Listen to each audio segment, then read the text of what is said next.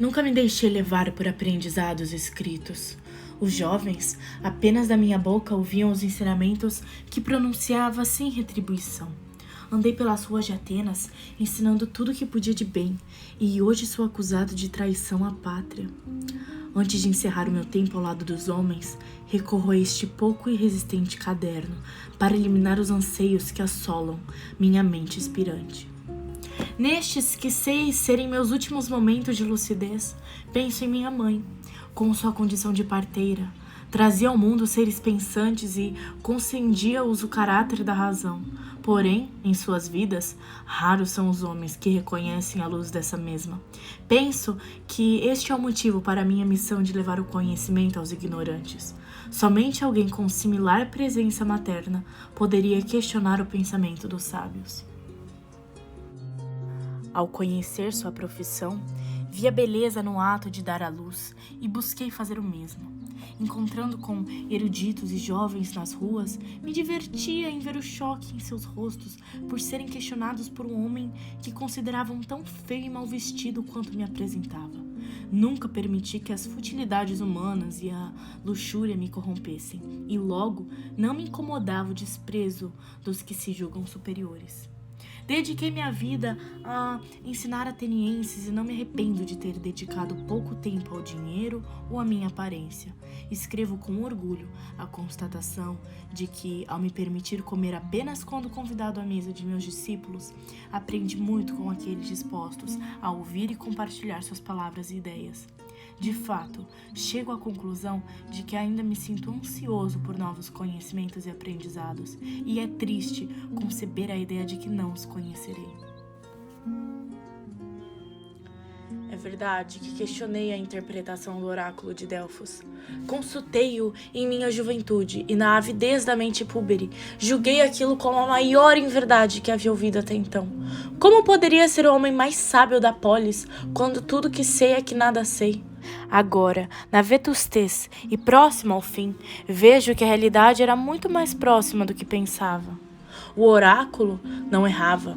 Quem errava era eu, que em minha inocência pensei reconhecer os caminhos dos quais o mais sapiente reconhecia. Se fui o mais sábio de toda Atenas, jamais poderei dizer com certeza, mas reconheço estar correto de um fato. Ser sabido não é encontrar respostas às perguntas. Minha capacidade de indagação pode, assim, ter me feito um homem sapientíssimo, mas a sabedoria só se adequa ao meu caráter na medida em que espero ter sido capaz de averiguar minha própria vida. Ao longo de minha vivência, percebi diferentes vezes meu erro de julgamento com o oráculo. É curioso pensar em como certos momentos são lembrados mais facilmente que outros. Em minha consciência, me vejo constantemente preso a uma lembrança datada de mais de 20 anos, enquanto me encontrava em mais uma de minhas andanças pelas ruas atenienses. E encontrei um jovem que parecia se agarrar aos últimos laços que tinha com a vida. Não devia passar dos 19 anos. Me vi desconcertado por ver certa compreensão, que somente os mortos e moribundos são capazes de demonstrar, num olhar de tão jovem figura. Decidi iniciar mais um de meus diálogos com o menino e me surpreendi com o que hoje reconheço como o verdadeiro significado de sabedoria. Em suas palavras, contava-me sobre os delírios que assistiu sua mãe experienciar. O jovem contou-me que, após a morte da mãe, viu na vida a ausência de sentido. Havia passado todos os dias, desde que nasceu, com o único propósito de cuidar da mãe. Assim como os grandes filósofos atenienses, o garoto passou a buscar a origem e o significado para a existência. Diferentemente daqueles que nasceram e morreram antes dele, porém, buscava entender a própria razão de viver.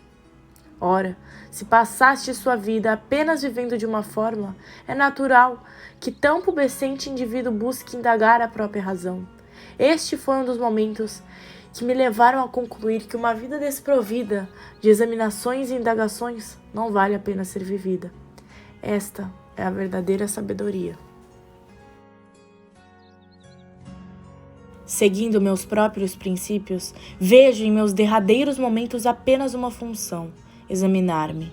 Tenho pensado em por que dei início a meus questionamentos e volto à presença de minha mãe. Teria sido sua aptidão para dar à luz que me levou a buscar o mesmo? Penso nas batalhas da qual fiz parte em minha juventude. Teriam sido os horrores das lutas dos homens que me fizeram questionar sua tão proclamada sabedoria? Teriam sido a democracia ateniense, as cegas crenças gregas e os costumes ultrapassados que me tiraram o sono?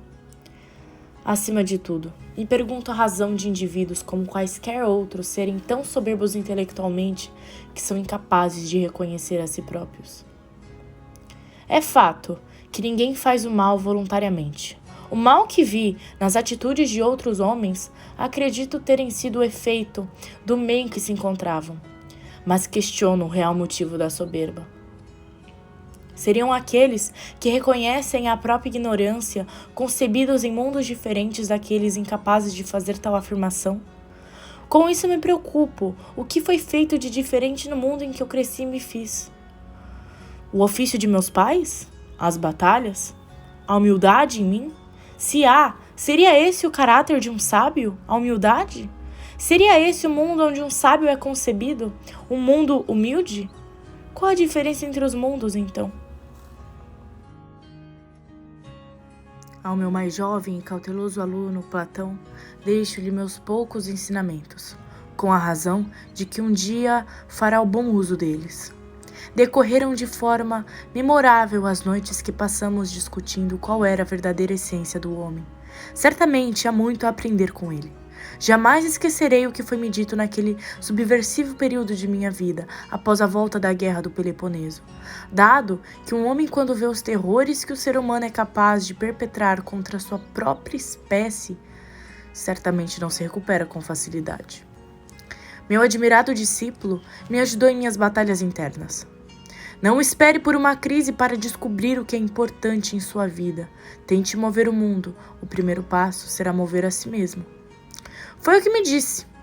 Na hora, um grande alívio me acomodou. Tive a certeza que desde que iniciei meus conhecimentos filosóficos, o que era importante foi colocado no topo.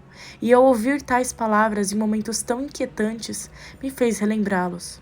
Digo com segurança que me revitalizou e me prontificou para as próximas batalhas que iria enfrentar ao longo de minha existência. Veja bem, passei toda a vida dialogando com os pubescentes atenienses e buscando de forma entusiasmada uma resposta para a incipiência do homem. E mesmo me passando por um tolo, não cheguei a conclusão nenhuma. Apenas de que sábio, sem dúvidas, é aquele que sabe os limites da própria ignorância. Portanto, não busco outros de meus diálogos neste infame caderno. Busco apenas relembrar-me de alguns. Foi-me dito que sem a riqueza não somos nada perante aos deuses. Logo eu, que sempre ouvi a voz de Deus ao meu redor, desde muito moço. Para mim, é o completo oposto. É porque me contento com pouco que estou sempre perto dos deuses. Pense bem, entre um homem rico e desonesto e um homem pobre e virtuoso, qual deles será o escolhido pelas divindades?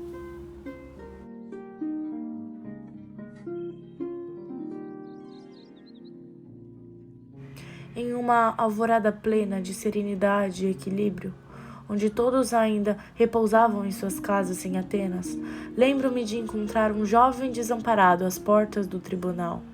Com o costume de minha ironia, aproximei-me do homem e questionei o motivo de tanta inquietação, uma vez que este balançava freneticamente as pernas, enquanto parecia analisar uma questão quase de vida ou morte. Ele, por sua vez, me disse que estava prestes a denunciar o pai por assassinato, em nome da piedade. Disse que para os deuses, piedade era exatamente o que ele iria fazer logo mais. Perseguir a injustiça de quem é culpado de um crime, seja este o próprio pai. Utilizou um clássico exemplo da história das divindades em sua defesa, de quando Zeus puniu seu próprio pai Urano. Tal feito teve sua consequência por alimentar-se de seus próprios filhos, temendo a maldição de que um deles destruiria Crônios. Mas fiquei intrigado facilmente, já que se aquilo havia ocorrido, então brigas e conflitos eram comuns entre os deuses, aqueles que todos se espelham e ditam como perfeitos. Uma vez que brigas eram comuns, as imperfeições juntamente. Se ele agradaria a Zeus, com sua piedade, não desagradaria então Urano? Como agradaria todos os deuses com sua decisão?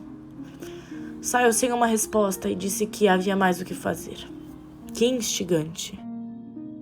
Seja quem for achar este caderno, tens a minha mais sincera verdade. A verdadeira descoberta está em nós mesmos, no interior de nossa alma e não fora dela.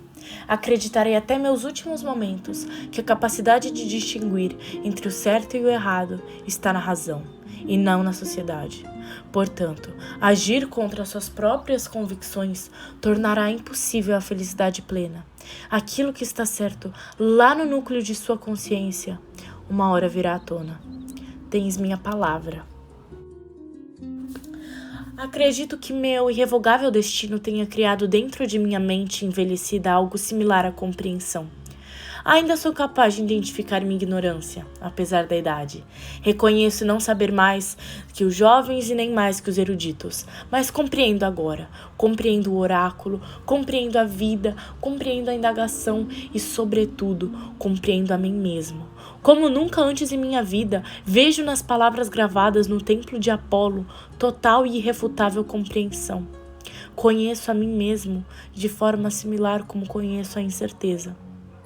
E é por isso que a sentença que me condena não poderia ser diferente. Exílio político nenhum poderia ser uma vida considerável para mim. O pagamento de uma multa seria uma traição a toda a vida que levei. Que destino escolher então, senão a própria condenação? Por que haveria de crer-me empequenecido pelas falsas acusações que jamais reconheceria? Seria a corrupção conduzir os jovens aos caminhos do conhecimento, do questionamento, da paciência e da frugalidade? Ora, os crimes para quais sou julgado são tão incoerentes ao meu caráter como são verdadeiros símbolos daqueles que me acusam. A profanação dos templos, o roubo com infração, a venda de homens livres, a traição à pátria são retratos dos julgadores e não do julgado. Jamais ofereci sacrifícios a outras divindades e jamais fiz algo diferente aos jovens que não lhes ensinar sem retribuição tudo o que podia de bem. Meu corpo esfriará por completo em menos de dias, mas é por meus princípios e por minha declarada sabedoria que meu destino se selará. Me despeço então destes registros que me fizeram contemplar o que uma vez vivi com intensidade. Me despeço deste mundo com deleitamento, pois estou pronto para conhecer o verdadeiro conhecimento. Todos temem a morte, como se fosse o maior dos males, mas veja bem, a ignorância mais condenável não é essa de supor saber o que não sabe?